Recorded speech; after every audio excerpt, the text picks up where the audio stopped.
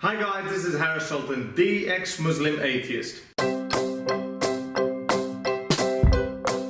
don't usually make response videos, but as you know, I get a lot of silly comments from a lot of religious apologists, such as, oh, if you know so much Islam, why don't you debate with people like Zakir Naik? Well, the answer is Zakir Naik doesn't usually debate with atheists. People like Zakir Naik usually debate with other religious apologists, whether they're Christian or Hindu or Jewish, because they know that they can pick other bullshit in their scriptures. So basically, at the end of the day, it just turns out to be a contest between whose bullshit smells better than whose. Zakir Naik has made a fool of himself in many videos, but today I'm just gonna pick one such video. There's a video on YouTube where a Hindu woman asked Zakir Naik, why are Muslim men allowed to have 4 wives? Well, Zakir Naik in his usual bullshittery style gives an amazing logical answer. Let's check it out. Muslim men are allowed to marry 4-5 times, I think. So I actually don't see any logic in this.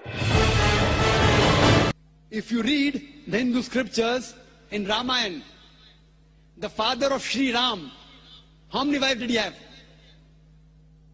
How many wives? More than one? More than one, 3 wives.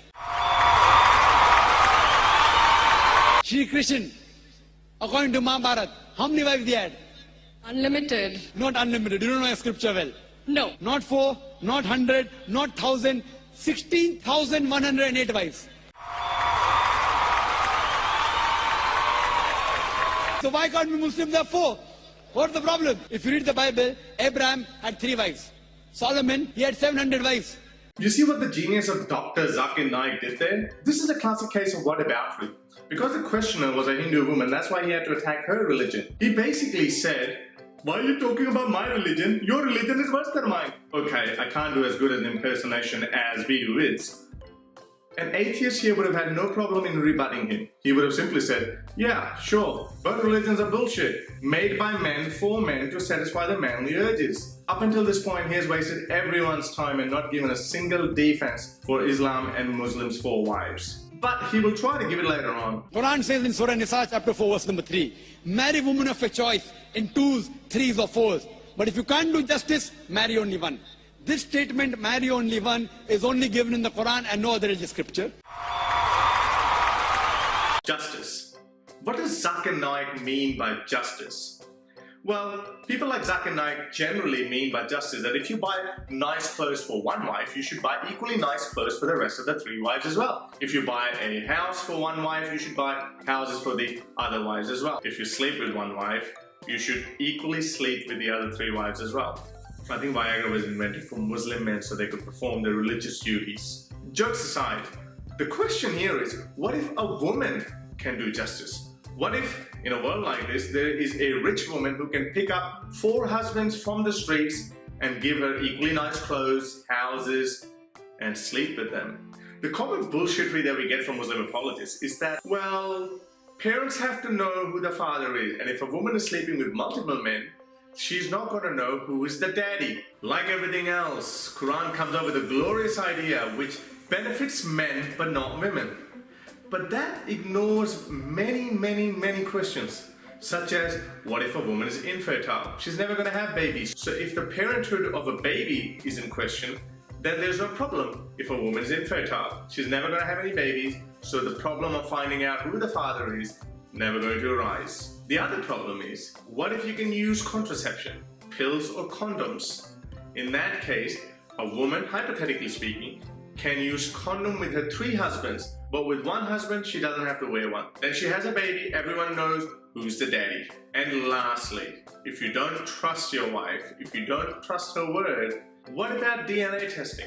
With DNA technology in this day and age, we can tell who the father is. If your answer is that back in Muhammad's day there was no DNA testing or even condoms for that matter, then that puts a serious question mark on your God, because Quran is after all the book of God.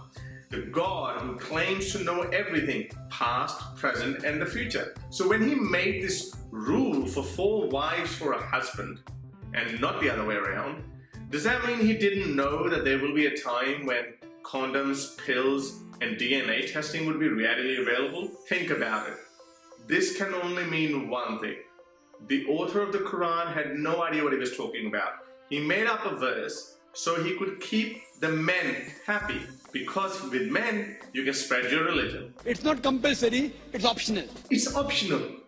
Where's the option like this for women? I want this answer from those women who say Islam is the most feminist religion. What are the logical reasons? Come back to logic now. If you see in New York alone, there are 1 million females more than males. In USA alone, there are 7.8 million females more than males. In UK alone, there are 4 million females more than males. In Germany alone, there are 5 million females more than males. In Russia alone, there are 9 million females more than males. And God alone knows how many millions of females are more than males throughout the world. Facts are the biggest enemies of Islam and people like Zakir Naik. People like Zakir Naik just lie so blatantly and blurt out made-up facts like there's no tomorrow. Instead of fact-checking, his followers and people on YouTube start clapping and go, whoa, how intelligent is Dr. Zakir Naik? Here are some of the facts. 1.04 males are born per female in the United States. 1.05 males are born per female in the United Kingdom and Germany. If you stop this evil practice in India, our beloved country, stop the female infanticide, stop the female feticide, even in India, the population of female will be more than the male population. Therefore, in developed countries, more males are born per female. This number remains the same up until the ages of 55. That means males and females are equal in number, if not more males per female. So females are a bit of a rarity. Now, the key point here is males do tend to die a little bit younger than females. So the number of males start decreasing after the ages of 55. But that can't be used as an excuse. And the number still is very minimal if you look at the whole population. You cannot use that reason to justify 4 wives because the number of males is never 4 times less than that of females, or even 2 times as less of female, or even 1.5 times as less of females. As we know, the age for marriage is before the ages of 55. That's when you can make babies. Most females can't make babies after the ages of 55. The trickery Zakir Naik used here is to use the actual number of more females than males in the world. Or if your sister happens to live in America and the option is given to her, and suppose the market is saturated, every man has found a woman for himself. And unfortunately, my sister, or if your sister happens to be one of the women who has not found a life partner, the only option for them is either marry a man who already has a wife or become public property. Any modest woman would opt for the first. This is where Zakir Naik fools people. There will never be a point if you are in America and under the age of 55, you would not find a single man. There will always be single men. As stats show, there's always 1 man per female up until the ages of 55. Thanks for watching the video, guys. If you liked it, please share it and subscribe to my YouTube channel. And please support me on Patreon. Until next time, I'll see you again.